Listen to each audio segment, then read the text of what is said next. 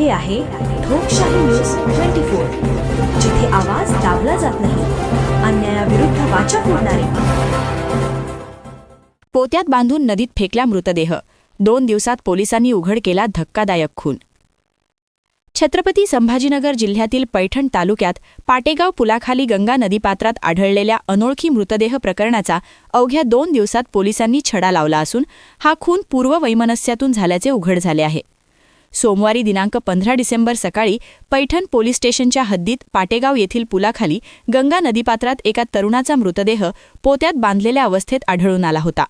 मृताच्या अंगावर काळसर रंगाचे जॅकेट, काळी पॅन्ट, उजव्या कानात सोनेरी बाळी व गळ्यात काळ्या मण्यांची मॅग्नेट माळ आढळून आली होती. मृतदेहाची अवस्था पाहता खून करून पुलावा नष्ट करण्याचा प्रयत्न झाल्याचा संशय पोलिसांना सुरुवातीलाच आला होता.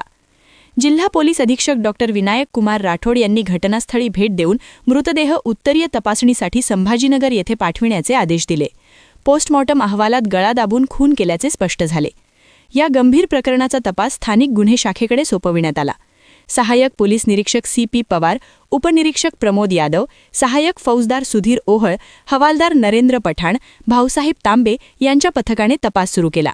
मृतदेहाची ओळख पटविण्यासाठी त्याचे फोटो अहिल्यानगर, नाशिक, बीड, जालना व संभाजीनगर जिल्ह्यातील सर्व पोलीस ठाण्यांना पाठविण्यात आले.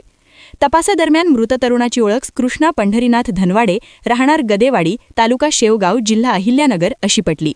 पुढील तपासात कृष्णा धनवाडे याचा भाचे जावई सागर रामेश्वर केसापुरे, राहणार देऊळगाव राजा, जिल्हा बुलढाणा याच्याशी तीव्र वाद असल्याची माहिती समोर आली.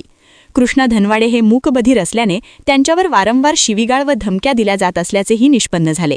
संशय बळावताच पोलिसांनी सागर केसापुरेला ताब्यात घेतले.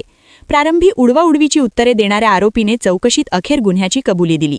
सागर केसापुरे याने आपल्या साथीदार ऋषिकेश सखाराम गायकवाड, राहणार दुधड, जिल्हा संभाजीनगर व एका अल्पवयीन मुलाच्या मदतीने कृष्णा धनवाडे याचा घरातच गळा दाबून खून केल्याचे कबूल केले. त्यानंतर मृतदेहाचे हातपाय बांधून पोत्यात घालून पाटेगाव पुलाखाली नदीपात्रात फेकून दिल्याची कबुली दिली.